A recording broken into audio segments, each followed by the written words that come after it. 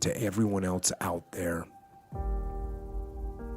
just remember that life is short and life is precious and it will come to an end. You are not guaranteed tomorrow. So don't wait. Don't wait to do the things you want to do, and don't wait to become the person you want to become. Don't wait. Go out there today and get after it.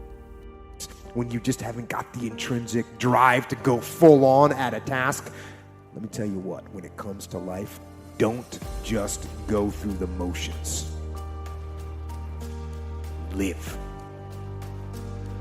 Live. Fight the good fight. Live an outstanding life. Don't just go through life. Don't just get through it. Instead, get after it. I don't expect you to believe in my dream like I believe in my dream. And the problem with some of y'all is you want somebody else to support your dream. It's yours. I don't owe you a dime. It's your dream. If you wanted to have it, get your butt up and make it happen. If you wanted to have it, rise and grind. If you wanted to have it, you're going to have to do what I do, and that's get up at 3 o'clock in the morning. You'll hear, you've changed. And guess what? That's the point, to grow and to change. You'll have people not support you, and that's okay. Most of the time, there are people who have talked themselves out of chasing their own dreams. They don't want to take a risk. Try to stay focused, believe in yourself, and keep putting the work in. We can't listen to the naysayers or the doubters. Stay focused on your vision. It won't be easy. You'll go through obstacles. You'll have adversity. You'll have setbacks. But you'll look back years from now and tell yourself it was all worth it. I would rather fail trying to give it everything I got than wonder what I could have done if I would have bet on myself and just went for it. Shout out to all the people out there on the grind, out there chasing their dream or in the middle of working on your dream. You'll have naysayers in times where you even doubt yourself, but shake that shit off and believe in yourself.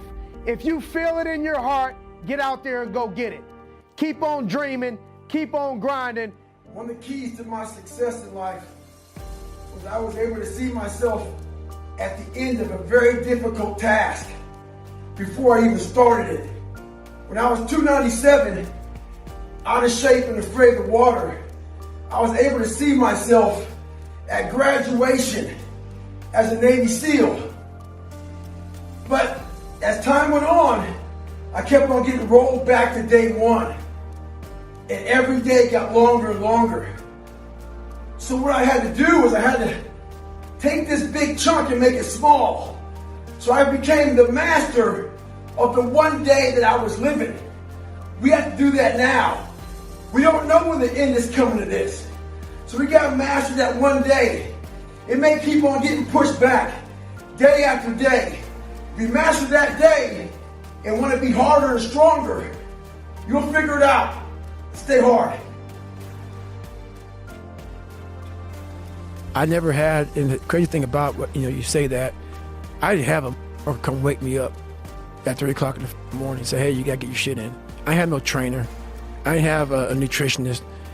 It was the self-discipline that I had to survive, to not survive, I was weak, to thrive.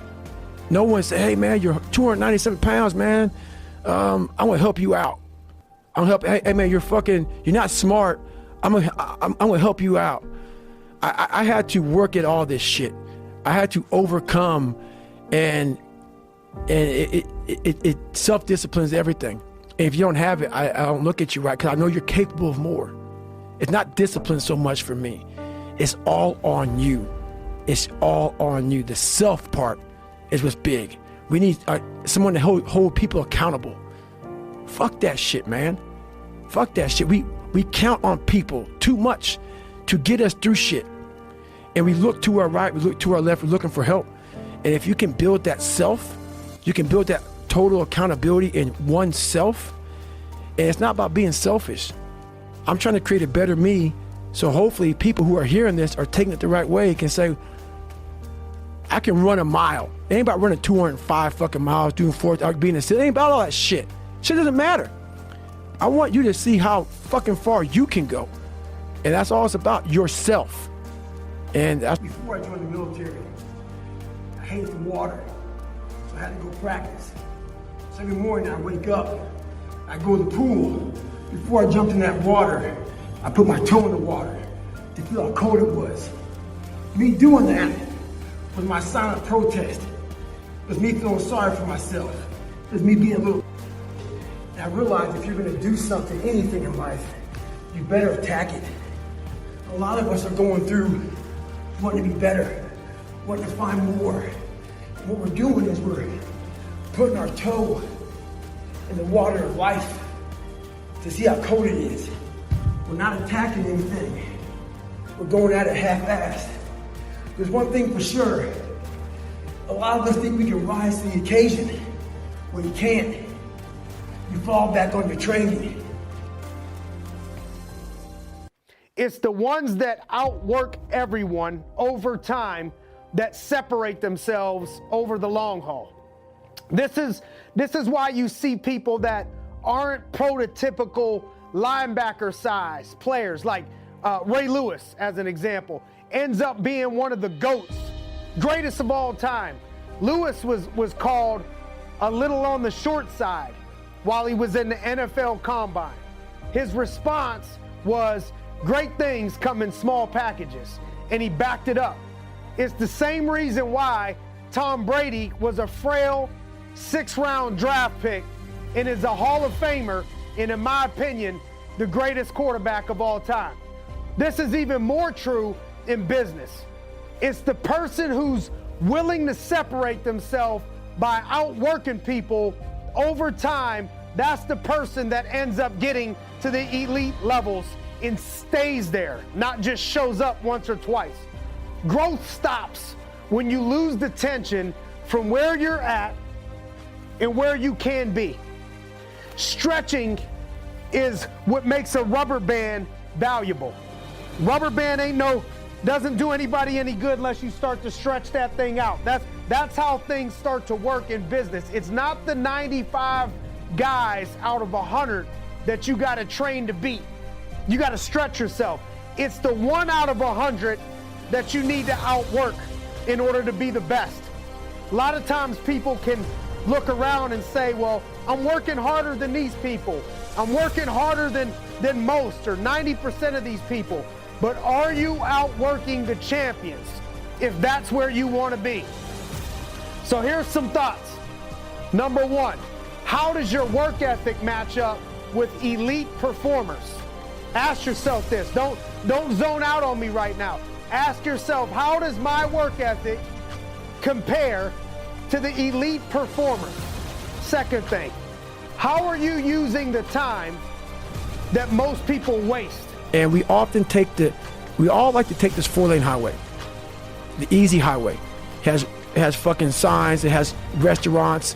We all love that 4-lane highway. We always step over the shovel. And all I did was I picked up that fucking shovel, and that shovel, I made my own path. and you may have big boulders and shit. They may be getting 200 miles up the road faster than you.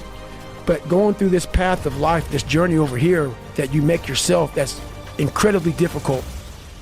What comes out the other end of that motherfucker is some glorious shit that you can't even explain to people. And we're afraid. Bottom line is, most of us, even the people who have all these theories and shit, it's easier to accept the fact that I'm just not good enough. I wasn't made to do that. And yeah, some of us can't be LeBron fucking James. But I'll tell you right now, man, we can do a lot of shit when it comes to this pure arm guts and willpower and getting through shit. We have a lot more than we think.